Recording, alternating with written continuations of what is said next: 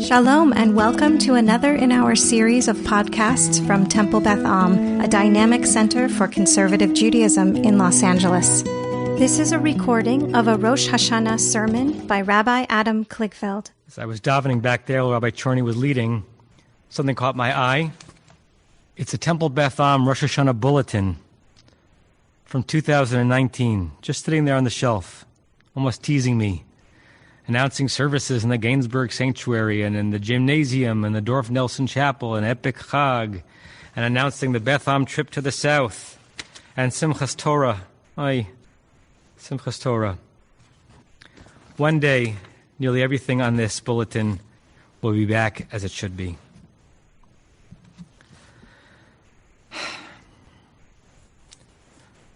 Some of you who are used to my high holiday sermons know I like to begin with a joke, just to light up the room, kind of to catch people's attention. I can't begin with a joke this year. I think we have to begin with a bracha. And even if you've already said it when you lit candles, or you already said it when you said Kiddush, we must thank the Creator of the universe for bringing us to this moment, because we very easily could not have arrived in this moment in this way intact. And I hope that you'll join with me. I won't hear you, but I'll feel you as we say the Shechianu together. Baruch Ata Adonai Eloheinu Melech Haolam Shechianu V'kiyamanu V'higianu Lazman Hazeh.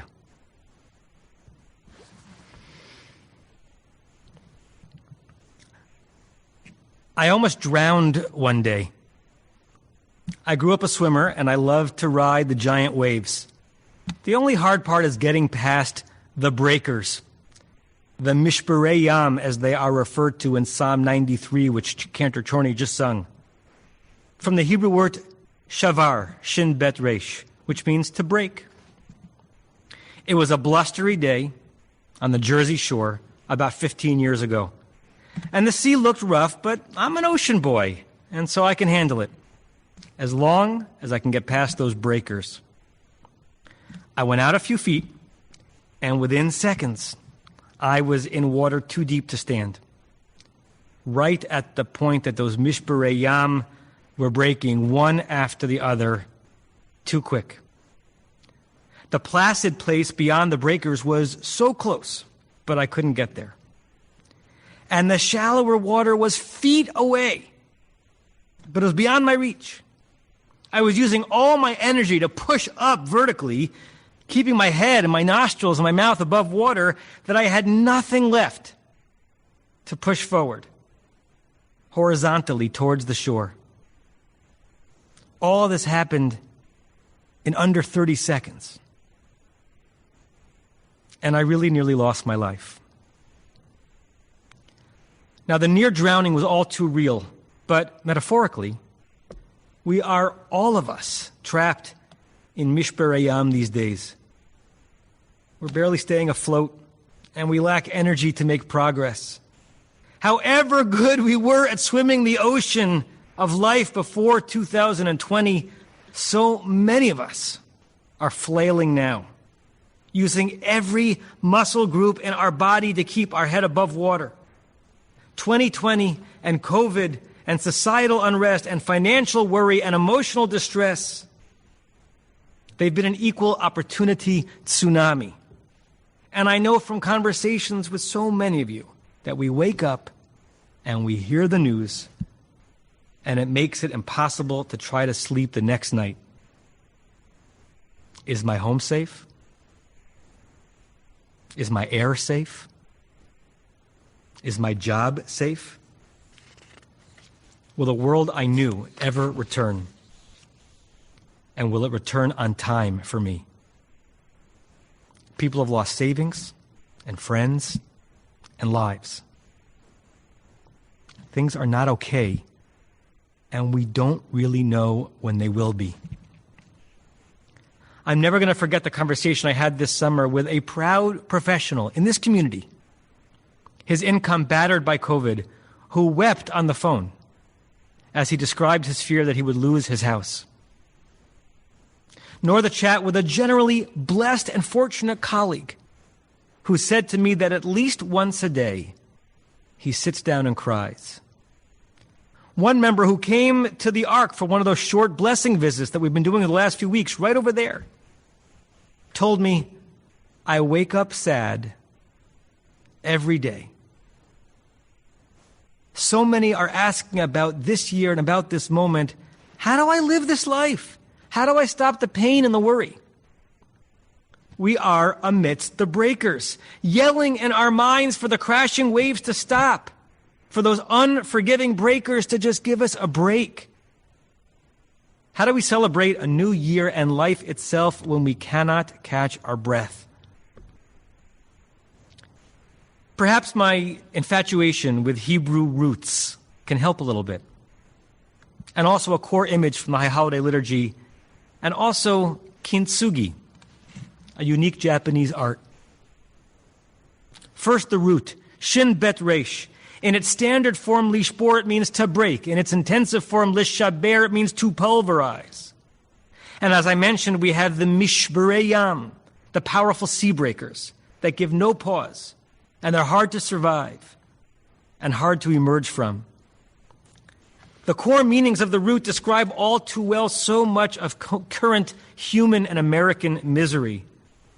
And yet the root actually opens up like a lotus flower when you pay attention. Because shin bet resh also denotes sustenance and nourishment, kind of the opposite of ruin. You might have an image of Joseph as the feeder of all of Egypt. According to the Torah, that role is called the mashbir, a word that some of you may remember as the eponymous department and grocery store. They used to sit at the top of Ben Yehuda Street in Jerusalem. To be mashbir, to give shin bet resh shever, is to provide for all of someone's needs. So the root connotes brokenness amidst wholeness. Or maybe better, wholeness despite brokenness. Now, light itself is illuminating. Health and wellness and thriving are blessings in their own right. But light from darkness?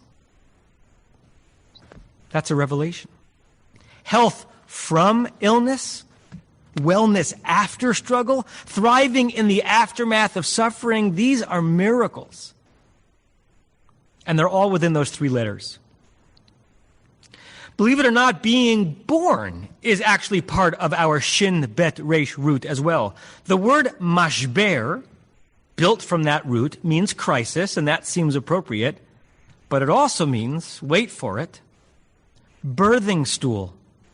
The midwife would perch on the mashber stool, witness to the mashber crisis of the woman in labor, and coax new life and new breath out of that moment. The wordplay might be giving us a pearl from across the etymological centuries. The breakers are all around us, and they're more inescapable than ever. And the people we are still in the midst of becoming, the lives we have yet to live, are inextricably linked and perhaps even enriched by what we are suffering through right now. There is hidden nourishment in this brokenness, and our job is to find it and extract it like diamonds encased in coal. Because in this shever, this broken moment, we are on the mashber, still being born. Rabbi Jack Reamer tells that at some point during the summer, COVID boredom and headline overload nearly drowned him. And after spending days walking up and down his halls and watching all the Netflix he could, he decided he was going to call some old friends. And one day he decided to call Stanley Goodblatt, his oldest friend. They hadn't been in touch in years. He had to look up the phone on the internet. And Rabbi Reamer, a rabbi in his early 90s, said he felt excited and giddy as he dialed the number. The phone picked up, and a strange voice answered. It was Stanley's wife. Can I speak to Stanley? First there was silence. And then he heard, "Stanley died 6 months ago." Rabbi Reamer says that he mumbled some words of comfort and hung up. This intended act of kindness and hoped-for pick-me-up initially sent him deeper into the sea. He badgered himself. Why didn't I call him through all these years? Was I so busy? Did it really take a pandemic that I should be in touch with my best friend? And then, as he describes it, a shift. A move from shever, broken, to mashbir and mashber, sustenance and birth.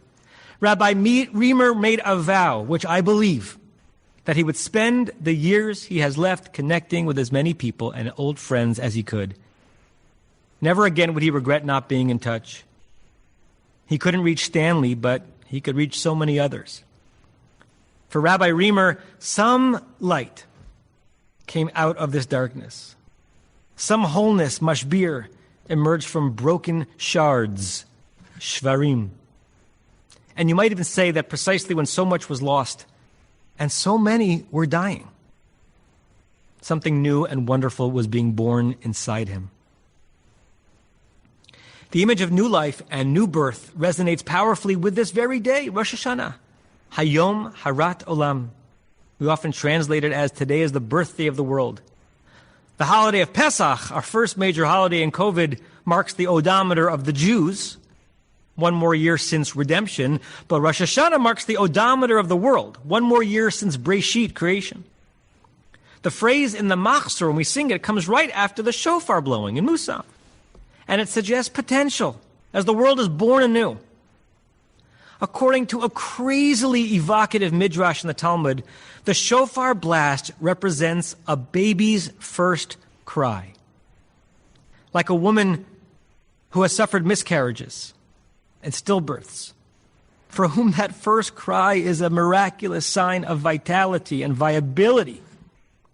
The Talmud imagines God trying over and over and over and over again to create the world in vain, trying to pull something out of chaos and nothingness. But even for God, that task is hard.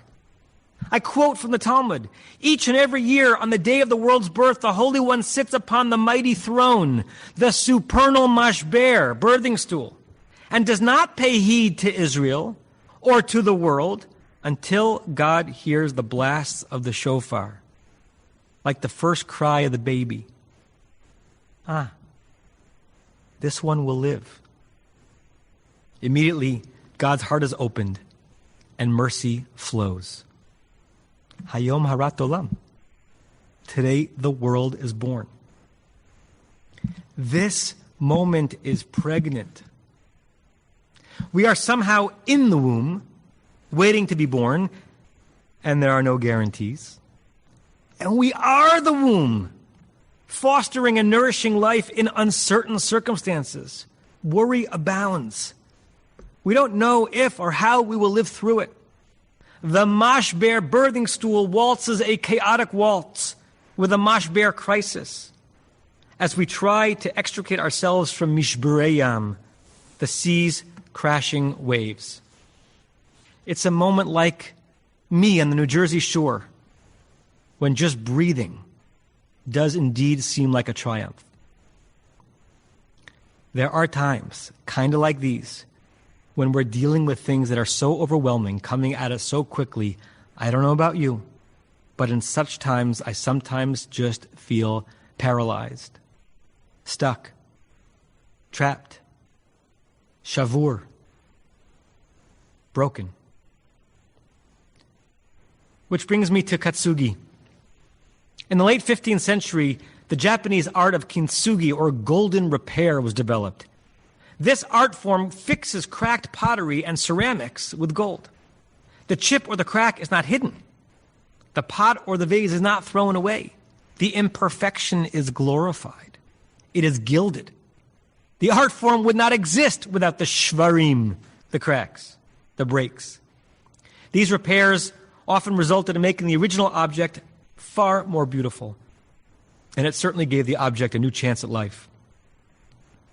You and me, all of us, We have to be Kintsugi artists. Now more than ever. We got to try that art form. I want to quote my sister, Dr. Jennifer Novick, who wrote beautifully about this topic last year in a drash she gave at her shul in Massachusetts.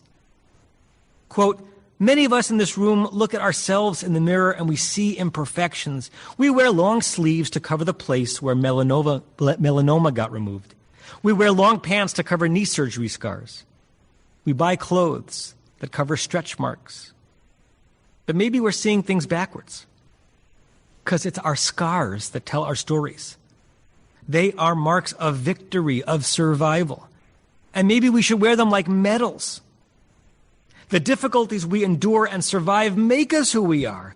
And in order not to see ourselves as damaged by our lives, maybe we can learn from the Japanese and heal our brokenness with gold. Take our life experiences, especially those with less than perfect outcomes, which are most of them, and write a gilded ending to the story." End quote. What's the end of this year's story? We do not deny reality or our own or others' pain by turning shever, wreckage, into mashbir, sustenance, or mashber, the place where birth happens. We can't undo 2020. We can't bring back lives lost or livelihoods lost. We cannot undo Zoom school and lost family reunions and empty sanctuaries and living masked. Those scourges are real, and they are still really with us. But can we try to be artists and fill the cracks with gold and force beauty to be born from this crucible? We got to try, because there must be nourishment in every crevice. And of course, I'm aware this is a delicate thing. There is nothing easy about it. While one person is ready to see the possibilities and achieve the shore, others are still in the breakers. They can't even breathe yet. It can actually be unintentionally obscene to say to someone, "It'll be okay for you," when they are in mashber, crisis. So this is going to be hard until it's not. And we don't all rise to Kintsugi level at the same pace. But swimming towards that shore is the goal. And it may be more within reach than it seems when we are stuck. At some point during COVID, the modern Jewish hero Natan Sharansky, who spent years in a true quarantine in the Gulag, he shared some tips for surviving. He said that one of the things that got him through was remembering that he was not alone. He was not alone. He kept thinking to himself, based on the letters he would get and the whispers he would receive, a lot of people in the world care about me and are with me. And though he suffered loneliness we really cannot fathom, he was not alone. One antidote to loneliness is, if I may say so, God. You know the joke that Greenberg comes to shul to talk to God and Goldberg comes to shul to talk to Greenberg. I heard the punchline from all of you. Well, this year, whether you come to shul or you Zoom to shul, it might be the year to talk to God in your prayers, even and especially if you don't usually do so. This year, I think we must, because it will make us feel less alone, and it will be its own gold filling in deep cracks.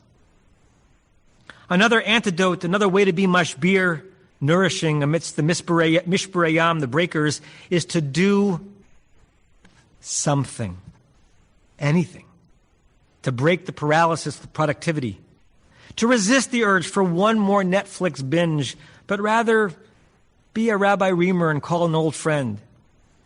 Start the home project you've been putting off. Adopt a dog, perhaps a paralyzed middle-aged cockapoo, just as an example. Consider a doable mitzvah that will help another. Doing work or just about anything can distract us from the heaviness and zap us back into life. And yet, another antidote to loneliness is community and shul and me. We, your clergy, your rabbis, your spiritual family. I hope it's not cliche for me to say with full heart that we are here for you, and we are with you. And our offer that you reach out to us does not expire. Our calendars and our hearts always have room for you, to talk with you, to hold you, even from a distance, to share with you our own fears through this moment, our own paralysis in the breakers, and to try to find a way forward and out together. Please, call on us.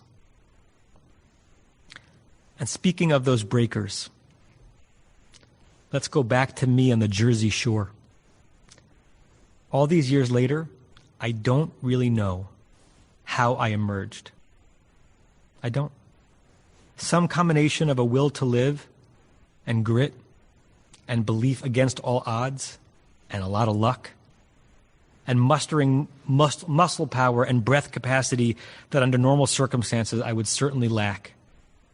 Eventually, and really at the very last minute, I found a tiny bit of footing, and I pushed and I crawled forward. The beach lifeguard, who didn't see me initially, finally reached me as I just pulled myself out of the surf, face down, hands clutching the sand like that last scene of that Sandra Bullock movie. Almost no breath left in me. When I think about that moment, I shudder. I re-enter the paralysis. What could have been. What really almost was. But there's gold in that crevice. And there was something born out of that crisis. A few weeks ago, I started teaching Lev how to navigate that part of the ocean, as I've taught his sisters. And now that he can swim confidently, he is ready for those breakers, the Mishbarei Yam. And I honor my earned fears of that very place. And with my son, I surpass them. I teach him, have a healthy fear of the sea, because it's powerful. But so are you. You walk out just to where the waves are crashing. Don't stand still. They will overwhelm you. And if you turn away from them, they will crash down on you, and you will tumble and be confused and not know where you are for a second, and you will gasp for air. But if you swim up the wave just before it crashes, it can carry you. You are more buoyant than you realize. He and I and all of us must have rational fear of what can harm us. And like a midwife crouching on a mashber, we can and must coax life out of chaos. Find the vessel that holds you afloat on stormy seas. Be that vessel for yourself and for others. Turn your traumas into new beginnings. This year, when the shofar blows shvarim, meditate. Meditate on what is breaking this year. That's appropriate. And pray towards what is birthing in this very moment. I really miss you. I really love you. And I wish you a Shana Tova. You have been listening to another in our series of podcasts from Temple Beth Am, a dynamic center for conservative Judaism in Los Angeles. If you enjoy these podcasts, we invite you to write a review on the Apple Podcast site or wherever you get your podcasts. For more information about Temple Beth Am Los Angeles, go to tbala.org.